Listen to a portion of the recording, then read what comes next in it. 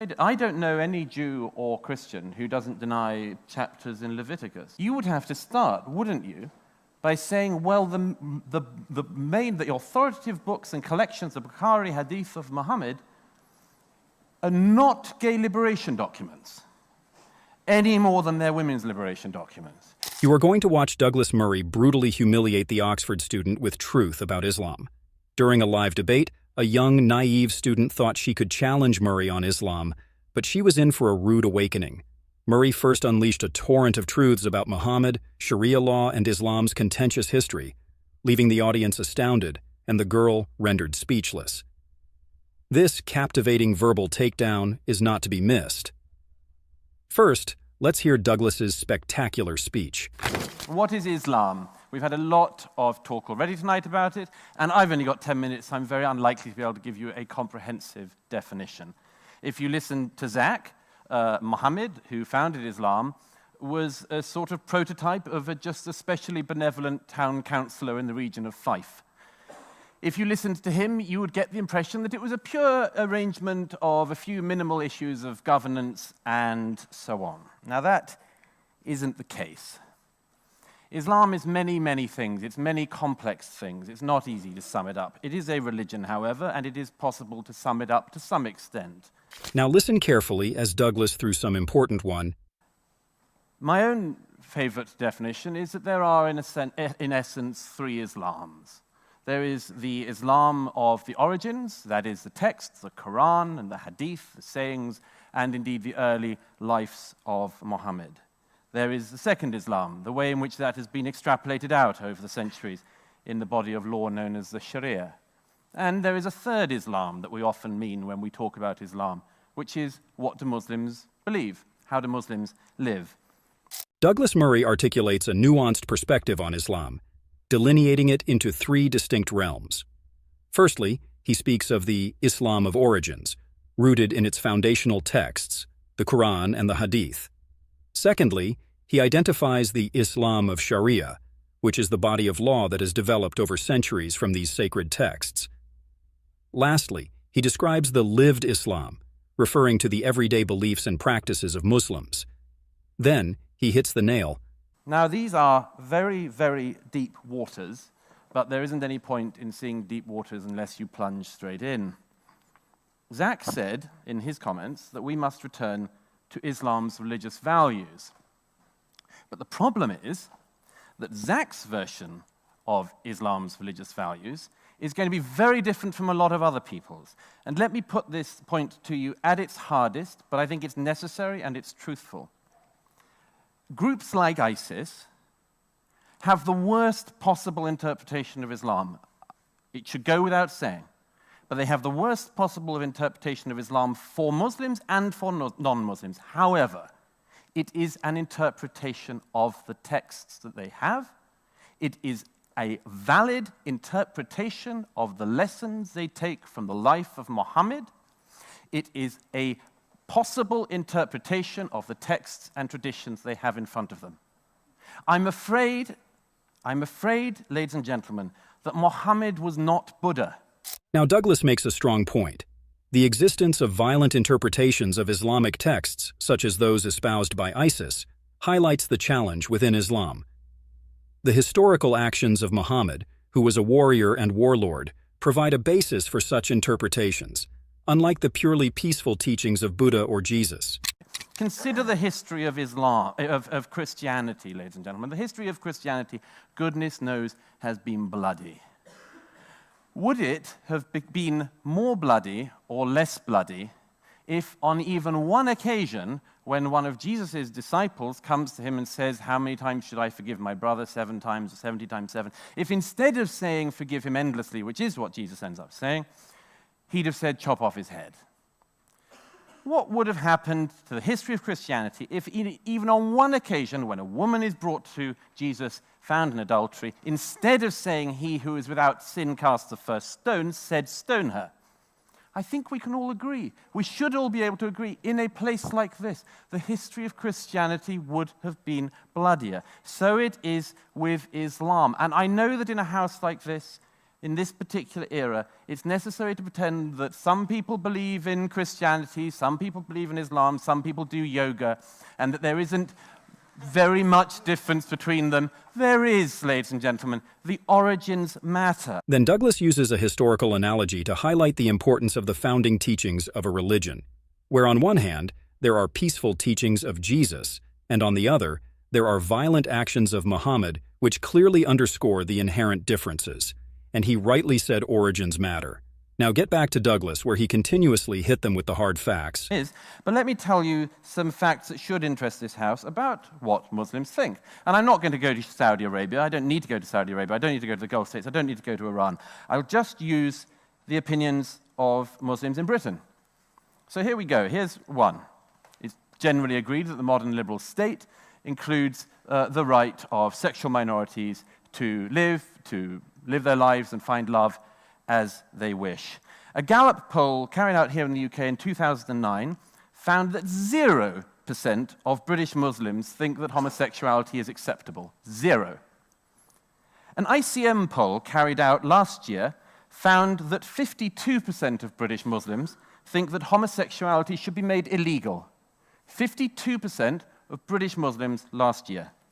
A YouGov poll from 2015 found that nationwide in Britain, about 16% of the population think that homosexuality is morally wrong, but that raised to 29% in London. Why would that be? I leave you to ponder. Then after all this, people really believe Islam is compatible with Western liberalism. What a big joke, I must say, and Douglas does not stop here. Free speech is also, I think, widely agreed, certainly in Professor Borkstein's country, to be an important element in liberalism. So let's consider that one. Channel 4, in 2006, another notorious right-wing conspiracy, Channel 4. Channel 4 in 2006 found that 78% of British Muslims thought that the publishers of the Danish cartoons should be prosecuted. 78%. A BBC poll in 2015 found that 27% of British Muslims had, quote, some sympathy, end quote, for the people who went into the offices of Charlie Hebdo and killed the cartoonists, editors, and journalists there. Channel 4 poll from last year found that only 1% of UK Muslims think that publications should have the right to publish cartoons of Muhammad. Now, after this brutal and honest, Douglas puts something many of us cannot even think of. Let's hear. So the subject of women's come up already tonight, but I'll just give you one figure. A poll carried out last year, also by Channel 4, found that nationwide 5% of the British population agree with the phrase that wives should, quote, always obey their husbands. 5% across the country. However, 39% of British Muslims agree with that phrase. I think you all must have got what I just said. Let's face what Islam thinks by the term obey is just another word for slavery. And I truly feel disgusted at such mentality. Now, let's back to Douglas, where he points an example. Give me one other quick example. This isn't a figure. This is a quote from an eminent opponent of mine called Mehdi Hassan, a British Muslim journalist. Mehdi Hassan, on the subject of anti-Semitism within Britain's Muslim communities, wrote the following in 2013. It pains me to have to admit this, but anti-Semitism isn't just tolerated in some sections of the British Muslim community, it is routine and commonplace.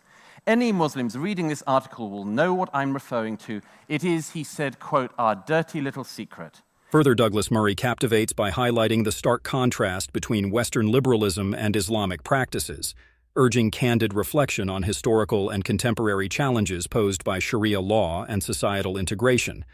And then, when Douglas said something we all must seriously ponder on, lead here carefully, and I urge, think once. And you see, that is the big problem of this debate tonight. Because if the other side tonight is right, and Islam is perfectly compatible with Western liberalism, then it's all going to be fine. But if they're wrong, our society is screwed. We are taking part in an article of blind faith and putting our future in the hands of a combustible religion that denies what is at its roots, even whilst pretending it has other things going on. That is, I would argue, the worst possible situation for a liberal society to be in. So I know why tonight you will feel, and rightly feel, that it would be good to walk through this side of the house, to say that Islam is perfectly compatible with Western liberalism and to take part in that pretense. But I would argue that you should go through this side or down the middle, because this whole thing is up for grabs. It could all yet go very much worse than it's already gone. And the one thing that we can say with certainty is that if we avoid all the difficult parts of this argument and fall for the kumbaya version of Islam rather than looking at it ourselves, then the future of Islam, of Muslims, of British Muslims, European Muslims, and of those of us who are not Muslim is going to go very badly wrong indeed in the years ahead. So thank you. The lady takes the floor, confident enough she will put Douglas in his place and leave him at a loss for words, but I must assure you she was gravely mistaken. Hello. For my dedication, can I just ask 2 questions, please? Yeah, it's on. So the first question I wanted to ask is, to what extent do you distinguish between how a term can be defined and the worst form of interpretation? So, for example, if I say, and I admire the fact that I support a secular state, does that mean I should advocate the worst interpretation of secularism, such as becoming supporting Soviet Union? On which, watch out, Douglas' epic response. But thank you for persevering.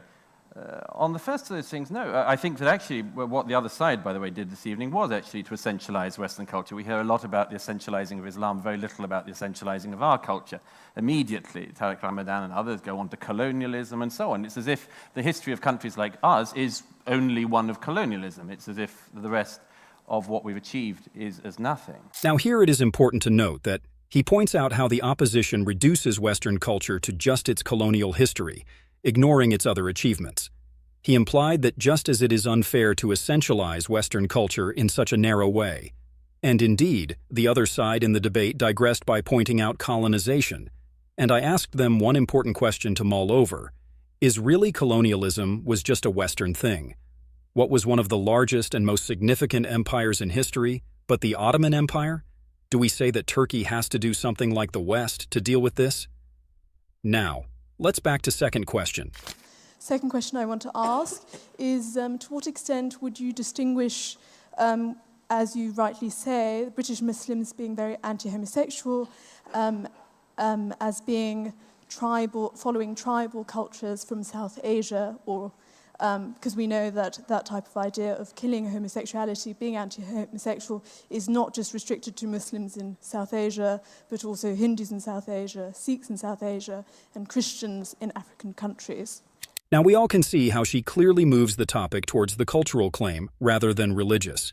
And listen to this carefully and watch Douglas being more honest and how he continues to hammer home the truth. What we've achieved is as nothing. As for your second question, this is another way to evade it. I don't know any Jew or Christian who doesn't deny chapters in Leviticus. Douglas made a compelling point, and we're all on board. Okay? But I find it very, very commonplace, as we had this evening, that people ignore that the hadith, the sayings of Muhammad, are pretty strong on the matter of what you do about the gays.